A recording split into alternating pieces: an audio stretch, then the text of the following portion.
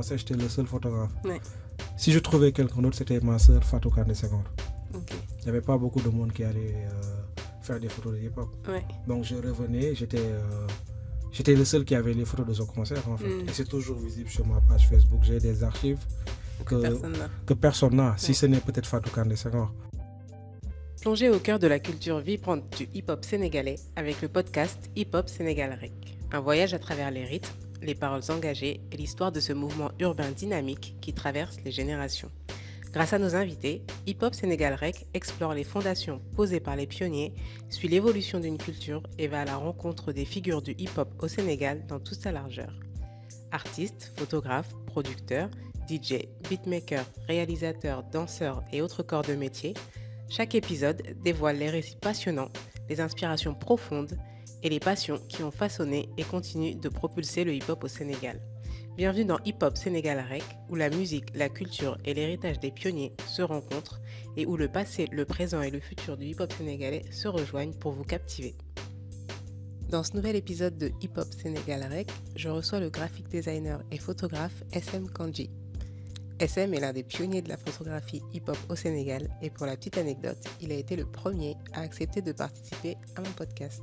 C'est donc un honneur pour moi de l'avoir reçu. Au micro de Hip-Hop Sénégal Rec, il raconte comment le hip-hop a fait de lui un photographe et surtout une référence à l'époque de MySpace.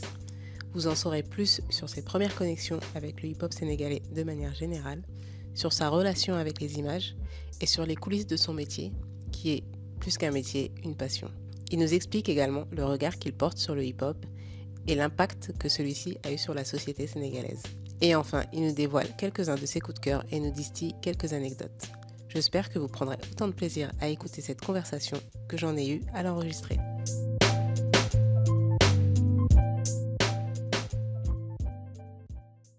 Est-ce que tu peux te présenter pour ceux qui ne te connaissent pas?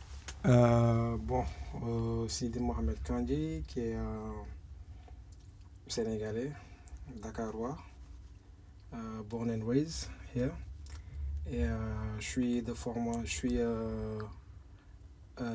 graphic designer à la base et je suis directeur artistique dans une agence de publicité et passionné de cultures urbaines et photographe aussi à côté et qui fait beaucoup de choses en fait, mais tout en rapport avec l'art et la culture.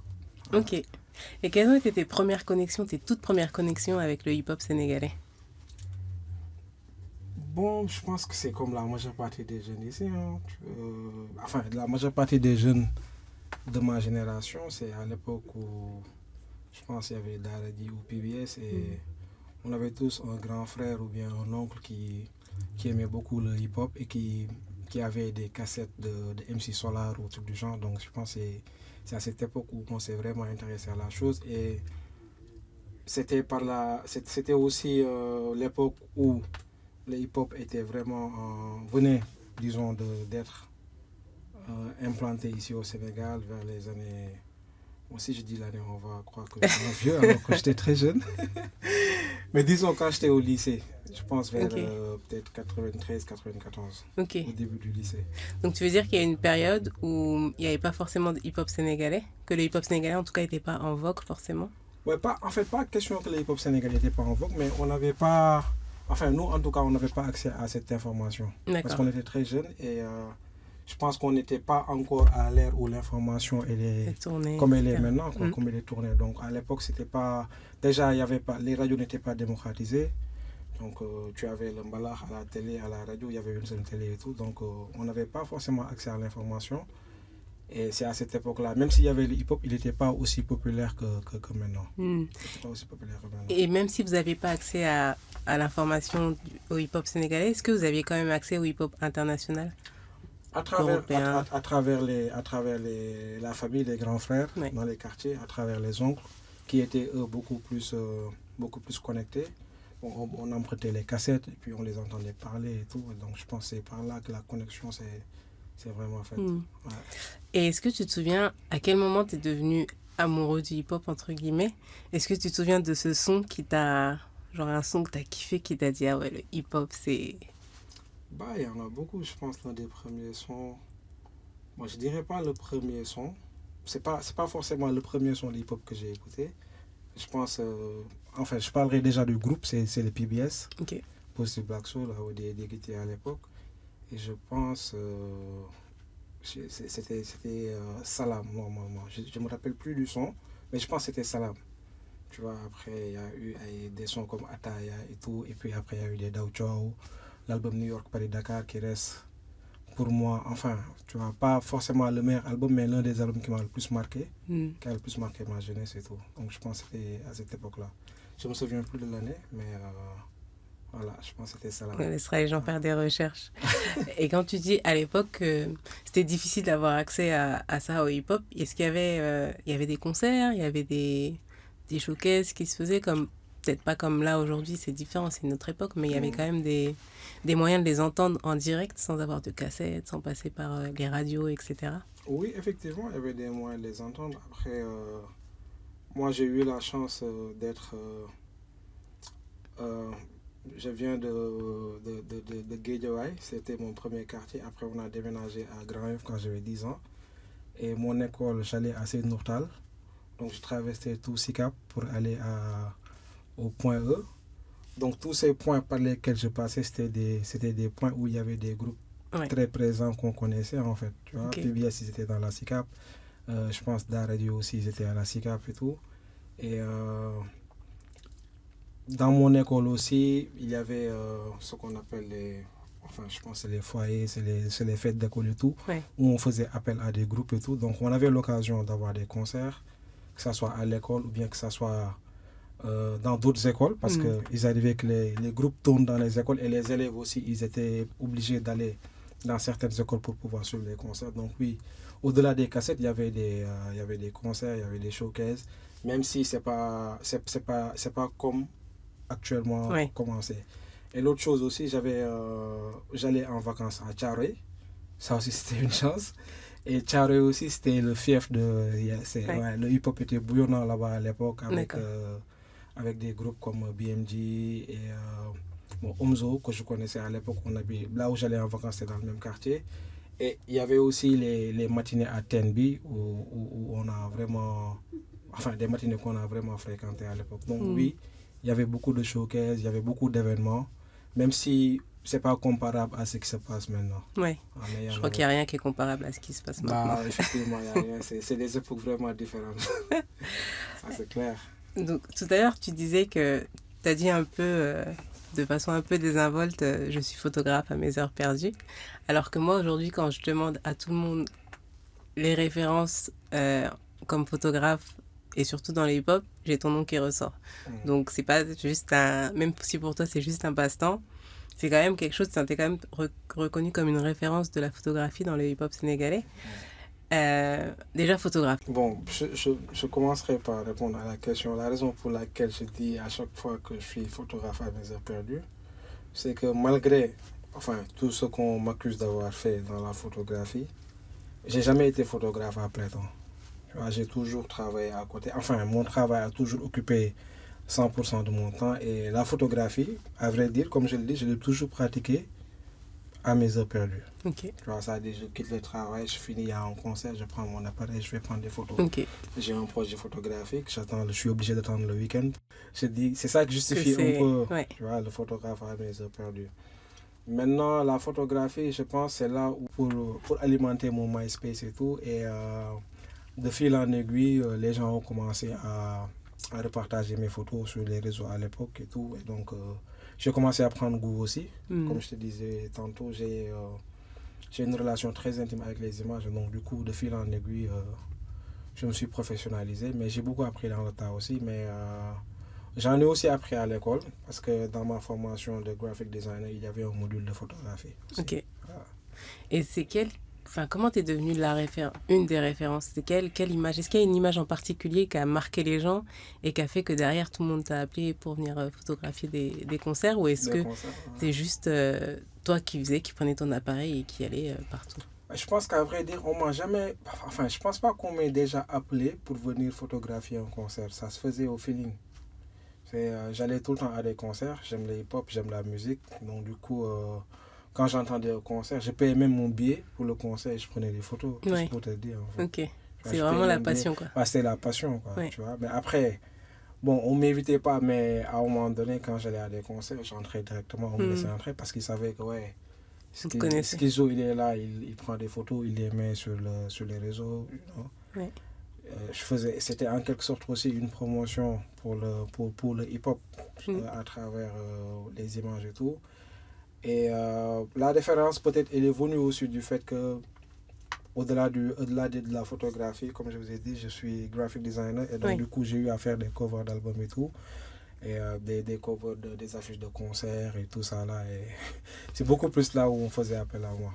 J'allais te demander justement si tu faisais du coup que de la photo de concert ou s'il y avait de la photo de concert, du portrait, peut-être des portraits, des pochettes d'albums, etc. Ouais, en fait, au début, c'était de la photo de concert, tout simplement. Mais après, vu que j'avais beaucoup d'amis qui étaient rappeurs aussi, j'ai été sollicité. Enfin, parfois, j'ai pris l'initiative même de retravailler des visuels. Par exemple, quand un ami décidait de sortir un EP et que je vois que ça couvre elle est pas top, je me suis engagé à refaire ça et puis voilà quoi. Okay. Donc j'en ai beaucoup fait comme ça et puis j'ai raté même la question. C'était quoi la question? La question c'était si tu faisais au-delà de la photo de concert, est-ce que tu faisais de la pochette? Voilà, en fait, voilà, c'était de la photo de concert. Comme j'ai dit, c'était que de la photo de concert. Après, de fil en aiguille, j'ai commencé à faire des pochettes. Et après, l'idée de documenter un peu la scène sénégalaise de hip-hop m'est venue. Donc, du coup, documenter la scène, c'est les photos de concert, c'est des photos en session de studio et c'est des portraits que j'ai pris de quelques artistes à l'époque. Ok. J'en ai pris pas mal. Et artiste rappeur, où tu documentais aussi la scène hip-hop dans son ensemble, c'est-à-dire la danse, le graphe, les DJ? Ouais. La danse, j'en ai fait, mais pas beaucoup. Les hip-hop, forcément, avec le DJing, oui. Ouais. Le graffiti aussi. J'en ai fait peu, mais c'était un espace déjà bien occupé par qui tu sais. Mon ami depuis le travail. Et voilà, moi, j'étais beaucoup plus concentré sur la musique. Okay. Voilà, même si j'ai fait la danse et le graffiti et d'autres choses. Ok. Voilà. Est-ce que tu peux nous raconter tes shootings les plus marquants? Que ce soit de concerts, que ce soit des shootings, des portraits? On m'en a déjà raconté un que tu dois me raconter avec un danseur. Ah ouais, ça, laisse tomber Bon, apparemment, c'est pas un souvenir très. Ouais, et je pense que très positif. Ouais, c'est l'une des raisons pour lesquelles même j'ai toujours. Enfin, je pense que c'est la dernière photo de danse que j'ai faite. Ah ouais? Ouais. Raconte-nous pour pas que.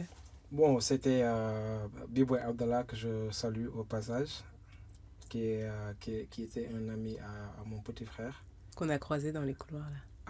Abdallah. Ouais. Ah oui, il est là. C'est pour ça qu'il m'a raconté. Ah, il t'a raconté? Ouais. Ah, oui, c'est Djibril qui m'a raconté. Il aurait pu être là. Alors. Ouais, donc, comme je t'ai dit, moi, je travaille dans une agence de publicité et on avait une campagne de publicité. J'avais pensé à lui pour être le modèle qu'on utiliserait. Et c'est une campagne qui nécessitait un peu de danse et tout. Tu vois, donc, sur la photo aussi, il y avait un peu... tu vois, d'acrobatie et tout. Donc, du coup, on était en studio. J'ai convié l'ami de mon petit frère. On est en studio, je prends les photos. Il fait un salto. Et il s'écrase la figure sur les carreaux. Et c'était difficile. C'était difficile. Je pense qu'il a subi pas mal d'opérations ce jour-là. Bon, à partir de là, parce que c'était vraiment violent, en fait. Ouais, c'était vraiment violent. On était tous sous le choc. Et ouais, on était tellement sous le choc que je pense que j'en ai pas dormi. Ouais. Et puis ça a fait un trauma que, en fait, je pouvais même plus voir des gens danser, faire ce genre de gestes. En fait, tu vois, je pouvais plus. Et lui, il a été courageux parce que c'était une épreuve très très difficile. Mais alhamdoulilah, aujourd'hui, tu vois où il est maintenant. Ouais. Et tu as des souvenirs plus joyeux. Ouais, forcément. Forcément. Bon, après, un souvenir en particulier, pas forcément. Après, il y a des moments que j'ai aimé plus que d'autres. Les moments que j'aimais plus que d'autres, je pense que c'était pas mal. En premier lieu avec Popese, l'artiste Popese, quand il a fait, je pense, son premier EP. Bon, c'est marrant avec lui parce que Parce que on s'est connus depuis très très longtemps. Je pense à l'époque, il y a un jour où il était venu chez moi. Cette anecdote, je la raconte un peu partout. Il y a un jour où il est venu chez moi et il faisait des freestyles quoi, chez moi. Et je pense qu'il y a un grand frère à moi qui n'est pas trop hip-hop.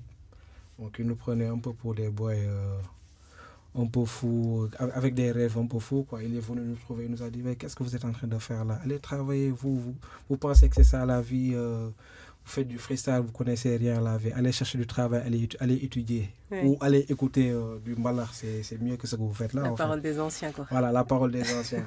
Tu vois, à l'époque, Popo C, il n'avait pas encore son EP. Et je pense quelques années après, il a sorti son premier EP dans lequel il y avait son son Shine Like You.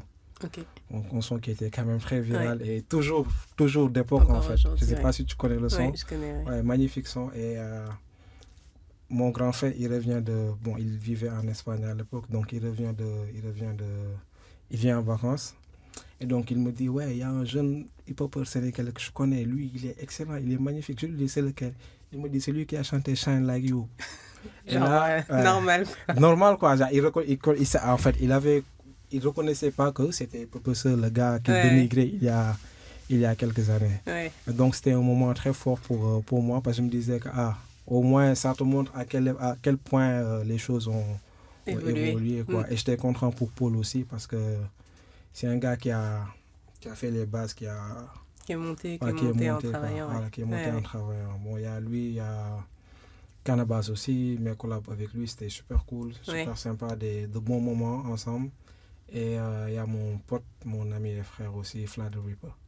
Est-ce que, de par la proximité que vous avez, du coup, peut-être quand tu les photographies, ils deviennent tous des amis?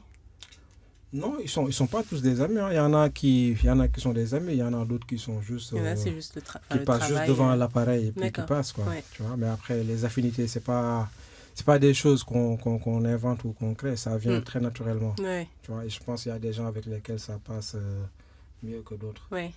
Et sans forcément dire de nom ou quoi, l'idée, c'est pas d'avoir des noms, est-ce qu'il y a des artistes avec qui ça s'est moins bien passé et où finalement ça se ressent peut-être dans la photo que tu prends ou dans le...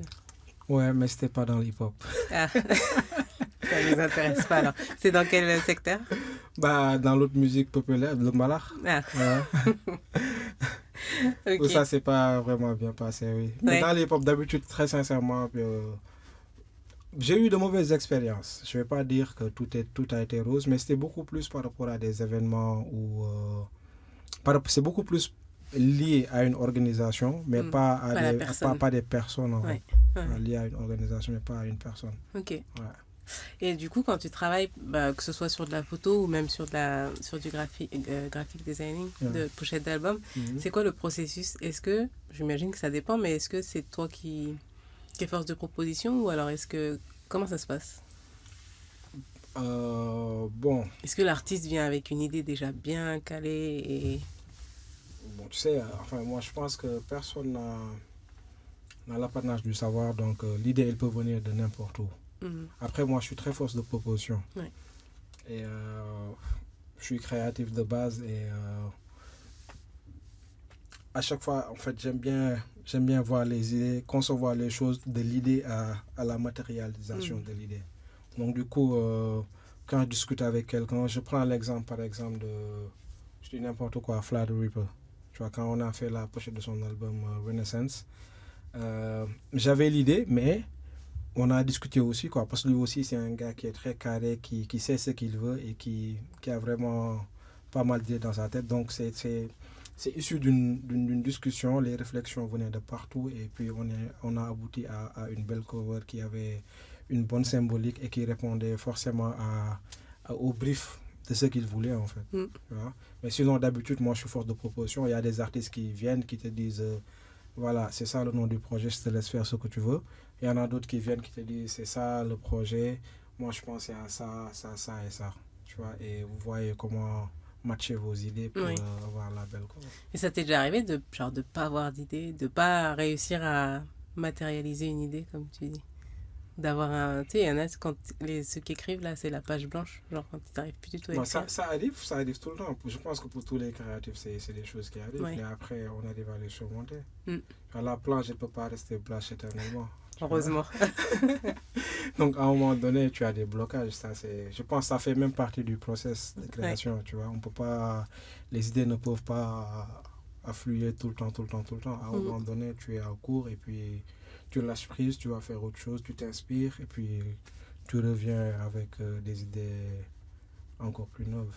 Ok. Mais ça nous est déjà arrivé. Ouais. Ok, donc tu es un être humain. Ouais, très humain même. Qu'est-ce que le hip-hop sénégalais a de particulier?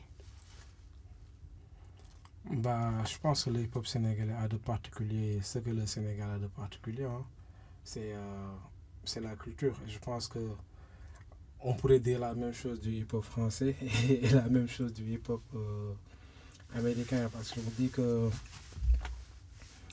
les cultures sont différentes, même si en fait la base, parce que le hip-hop c'est une culture urbaine, la rue reste la même, tu vois, les histoires restent à peu près les mêmes, mais les cultures des gens, les sociétés sont différentes. Et peut-être que c'est ça qui fait la particularité du hip-hop au Sénégal, parce que on a une société très complexe et très particulière, très singulière aussi. Et ça en fait une culture hyper riche. Exactement, ça en fait une culture hyper riche et hyper diversifiée aussi. Ouais. Tu vois, hyper diversifiée. Je pense que c'est la raison pour laquelle il y a même des clivages ici au sein du hip-hop, parce qu'il y en a qui pensent qu'on devrait se calquer au hip-hop américain, dans la mesure où c'est né à New York. Et donc là, c'est une culture américaine qu'on a exportée. Mais il y a certains artistes ou bien certains gens qui ont su le tropicaliser en fait, et l'adapter à nos cultures et à nos réalités. Parce que les réalités sont différentes. Les réalités aux États-Unis, à New York, ne sont pas les mêmes qu'à Dakar, à Yeumbeul. Elles ne sont pas non plus les mêmes à Paris, tu vois. Et c'est quand même une musique qui est vachement utilisée pour dénoncer, etc. Et on ne dénonce pas les mêmes choses. On ne dénonce pas la même chose à New York, on ne dénonce pas la même chose à Dakar. Exactement. Et je pense même au-delà de la... Je pense que il y a... Aux States même, je pense même, c'est même plus... Enfin, à la base, peut-être c'était de la dénonciation, mais là, c'est devenu plus de l'entertainment. Tu vois, c'est l'entertainment. Et je me rappelle, il y a un truc que je lisais qui disait que on est dans un... que le design n'était pas forcément que axé sur l'esthétique. On est dans un monde où il y a beaucoup de problèmes. Ce serait dommage de faire du design sans pour autant régler ce genre de problème. Donc, moi, la musique ou bien le hip-hop, je le prends comme c'est du design en fait. Tu vois, tu peux pas être dans une société où il y a beaucoup de problèmes, une société très malade, où il y a beaucoup de choses à dire et que tu ne dises rien en fait. Il faut que ce soit le reflet de ce qui se passe. C'est un peu ça en fait. Et je pense que c'est ça qui fait la particularité du hip-hop sénégalais. Après, ça ne veut pas dire qu'on n'a pas le droit de faire de l'entertainment. Si, bien sûr. Tu vois, il faut du tout pour faire un monde. Tu vois, mais il ne faudrait pas oublier quand même que en tant qu'artiste, on a un rôle dans la société et la musique, c'est avant tout une forme d'expression. Donc, ce serait dommage d'exprimer sans pour autant penser à ce qui se passe dans ton pays ou bien dans ta société. Ok. Est-ce que toi, tu es comme moi et que tu fais partie des gens qui sont restés bloqués dans le hip-hop à l'ancienne, ou est-ce que tu écoutes beaucoup de hip-hop actuel? Est-ce que tu... Écoute, moi, je suis pas de ceux qui pensent que c'était mieux avant. C'est la dernière question. J'ai anticipé. Ouais, elle arrive, je la poserai quand même. Ouais, mais c'est ça que tu m'as posé, là, en quelque sorte. Tu vois. Je ne suis pas de ceux qui pensent que c'était mieux avant. Moi, je pense que les époques se valent. Les artistes se valent selon les époques. Après, les époques changent. Et avant, il y avait des gens qui faisaient de la bouse, excuse du terme. Il y avait des gens qui faisaient de la bonne musique. Ouais. À présent, il y a des gens qui font de la bouse, il y en a qui font de la belle musique. La différence, c'est que on n'est plus exposé maintenant. Exact, ouais. Nos oreilles sont beaucoup plus exposées. Oui. Tu vois, avant, si tu es à une époque où il y a une seule radio, les radios sont obligées d'être sélectives. Et tu vois un peu, Ouais. tu peux pas mettre n'importe quoi. Ouais. Alors que maintenant, même s'il y a 10 000 radios, même si la radio ne te met pas, tu fais tourner sur YouTube, tu fais tourner sur Spotify. Il n'y a plus de filtre en fait. Maintenant, on a notre propre Exactement, plateforme. tout est démocratisé. Mais je pense que. Enfin, moi, je pense même qu'il y a beaucoup plus de rappeurs talentueux actuellement. Voilà. Il y a aussi plus de moyens. Exactement. Et comme tu dis, maintenant, il y a l'accès à tout. Et Ouais. du coup, c'est peut-être aussi pas plus facile, mais c'est peut-être plus accessible à tout le monde. Et tout le monde peut s'imaginer. Et tout le monde se lance aussi plus facilement. Et puis, les choses évoluent. Moi, je suis pour l'évolution. On ne peut pas être en 2023 et vouloir que les boys rappent comme Après, ma question, c'est plus, 90. est-ce que tu écoutes du hip-hop actuel ou est-ce que ta playlist, elle est quand même à 80% de ce que tu écoutais avant? Non. Bon, enfin, moi, il m'arrive d'être nostalgique et d'écouter des albums anciens. Ouais.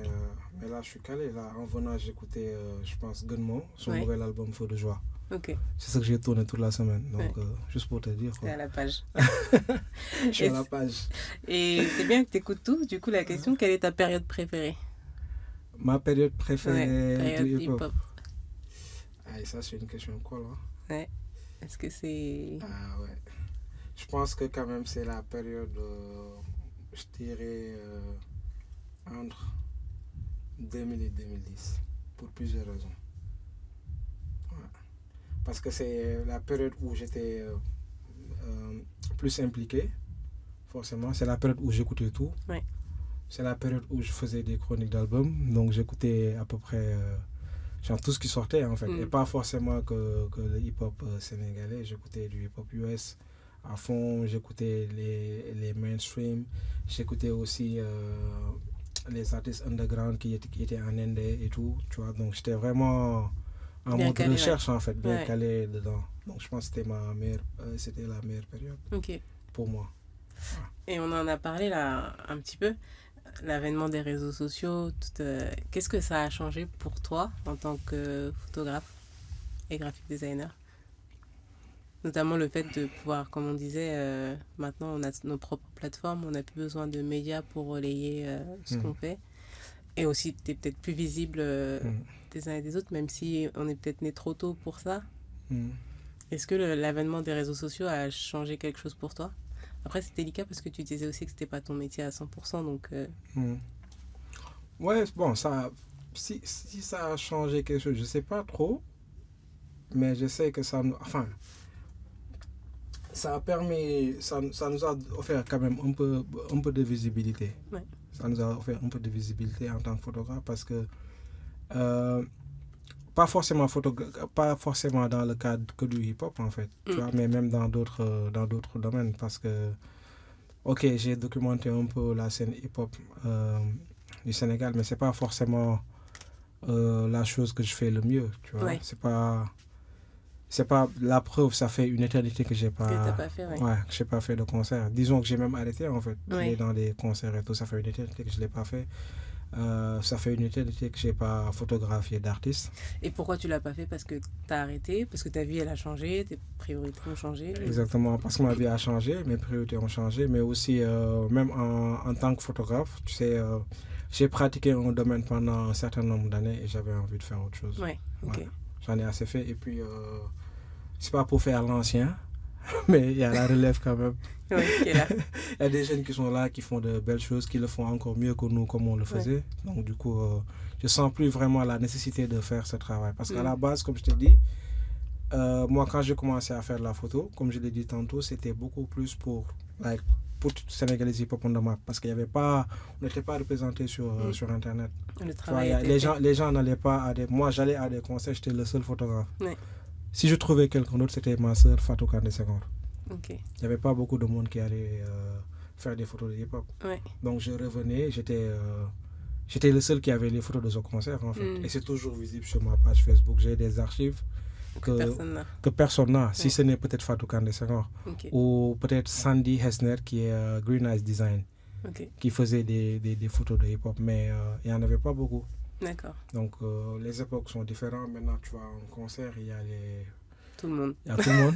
Il y a tous les sites d'information. Et puis, l'avènement aussi des smartphones et tout. Donc, tu vois, les raisons sont différentes, en fait. Tu vois, la raison pour laquelle je le faisais, elle est plus là. Donc, du coup, et j'avais forcément envie de faire d'autres choses, tu vois. Du coup, voilà.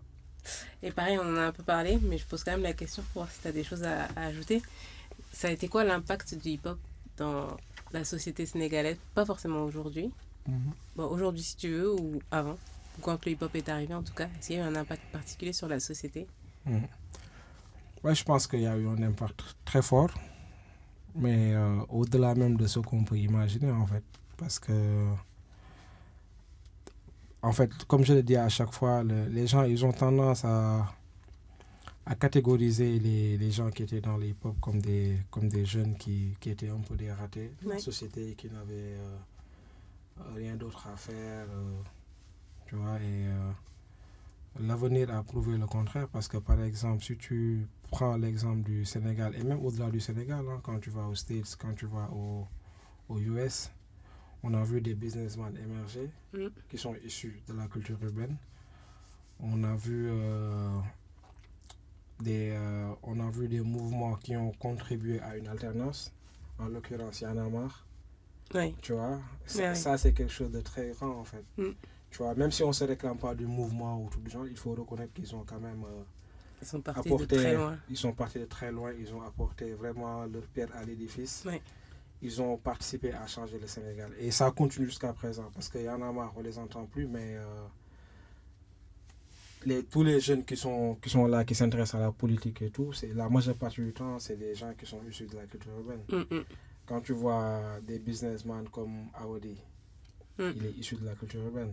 Quand tu vois un grand homme de culture qui est Djibril Dramé, grand photographe de renom, hein, il est issu de la culture urbaine. Quand tu vois des gens comme Madzo qui ont maintenant une école où ils apprennent un peu, je pense, de l'art, du graffiti et tout, ils sont issus de la culture urbaine. Donc la culture urbaine, pour moi, elle a fait des pépites dans notre société et elle continue d'en faire. Tu vois, même des rap... L'industrie, elle est là, en fait. Il crée de l'emploi, il crée de la valeur ajoutée. Et je pense que c'est tout dont une société a besoin, en fait. Une société qui veut émerger a besoin. Je pense que le hip-hop a... En tout cas, culturellement, en fait, de toutes les formes de musique ou formes d'expression, je ne pense pas qu'il y en a un qui a plus participé ou qui a plus eu d'impact que le hip-hop dans la société. C'est ma conviction. Cool. Et au-delà même, je pense que c'est des faits. C'est factuel, quoi. C'est factuel. Ok. J'ai des questions un peu plus classiques. Tes artistes sénégalais préférés, musicalement parlant? Tu veux parler avec le cœur, tu veux parler avec tes oreilles? Musicalement, ça encore, c'est une question colle. C'est une question très colle. Bon, forcément, Popose. Oui, lui, j'adore sa musique intemporelle. Forcément deep. Ça, il n'y a pas à dire. Bon, Dari Family. Et, écoute, Gaston, mon bok talibé, mon Jorin. Et voilà, pour n'en citer que, mais je pense que c'est une question colle par contre. Tu vois, parce que là, j'ai un tas d'artistes qui me passent. Et puis plus tu dis de noms, plus il y a de noms qui viennent. Exactement. Je pense que je vais me faire lâcher, mais bon, écoute, pas de soucis. On t'excuse. Un son. Un seul? Ah ouais, carrément. Il n'y a pas de joker? Non. Oh. Après, ça peut être genre... En fait, la question d'après, c'est un classique. Et c'est deux questions différentes parce que des fois, tu as un son que tu préfères, c'est ton son préféré. Et puis, il y a des classiques sénégalais qui ne sont pas forcément les sons que tu préfères, mais c'est des classiques dans le sens où ils ont marqué, ou... Soit ils ont marqué, je sais pas s'ils ont marqué toute une génération, ou ils ont eu un impact tellement fort que c'est devenu des classiques. Après, ça peut être le même son. Un son. Ok, là, je pense que je vais couper au montage parce qu'il faut que je réfléchisse. Ok, ben je vais... Faut pas que je sorte n'importe quoi. En fait, tu me dis un son, je me rends compte qu'il y a 10 000 sons qui défilent dans mon tête. Oui. En fait, je sais même pas... Et ça a été quoi le premier qui est sorti?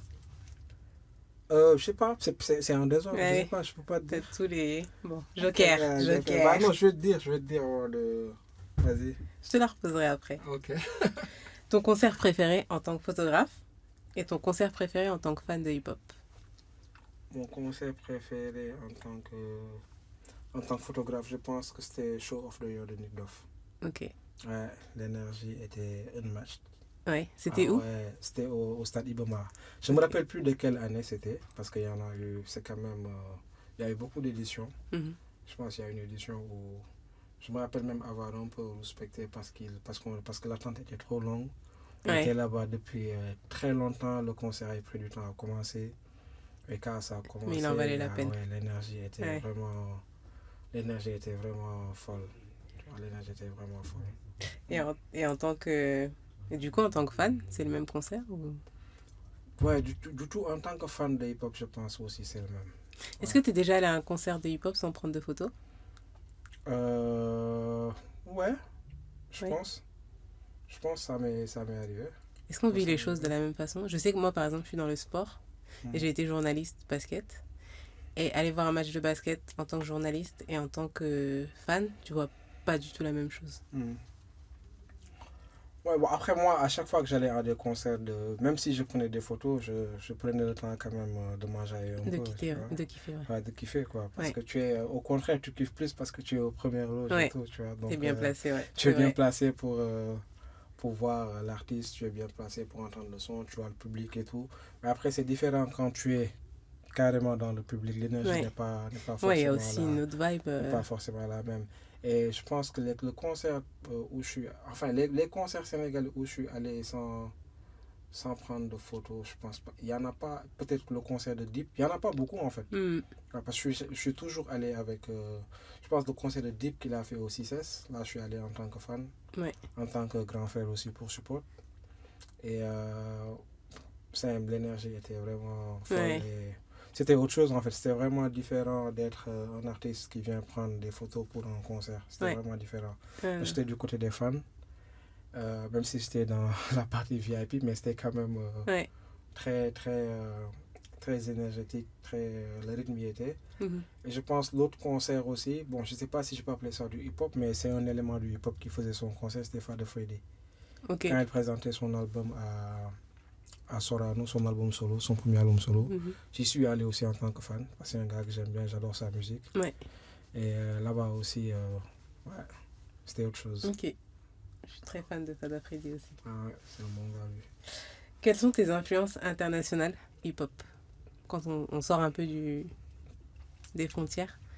Des influences ou artistes que j'écoute, quoi. Ouais, c'est ça. Artistes que j'écoute, quoi. Ouais. Pas, aux States, forcément. Je te donne les artistes actuels ou bien. Ou ce que tu as écouté, ce que tu écoutes, Ce que tu as écouté, moi. Ce que j'ai écouté, plutôt, j'ai toujours écouté du bon son de New York, Nas, Ouais. Jay-Z, Wu-Tang, tu vois. Actuellement, peut-être Kendrick Lamar, Ouais. J.I.D., J. Cole. Et l'incontournable, le GOAT, Kanye West. Voilà.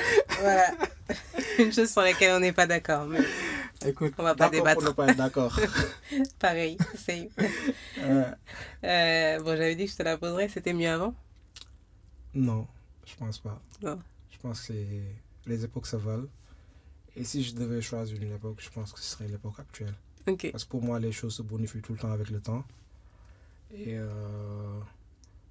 quand on a l'avantage aussi de la technologie et de l'ouverture, je pense qu'on est obligé d'être meilleur. Ouais. Ok. Ouais. Ben, merci. Ton son préféré? Mon son préféré. Ça, c'est la question colle. Bon, je vais aller sur un son qui date de très longtemps. C'est pas mon son préféré. Enfin, il y a beaucoup de sons qui défilent dans ma tête. Mais je vais aller quand même sur ce son. C'est Ndanan de Raktak Squad. Okay. Je pense que il est de l'album Album. L'album il s'appelle Album et il est de 2000, je pense, si je ne me trompe pas. Et ma petite réflexion sur cet album, je trouve que c'est un album qui est très underrated parce qu'il a eu la malchance de sortir à la même époque que Rapodio.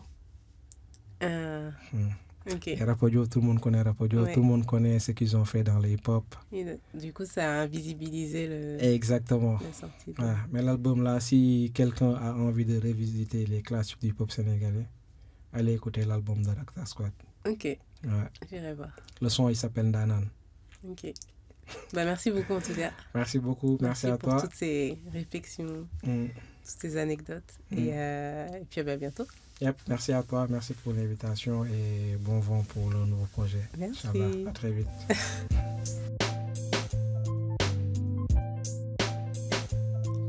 C'est la fin de cet épisode.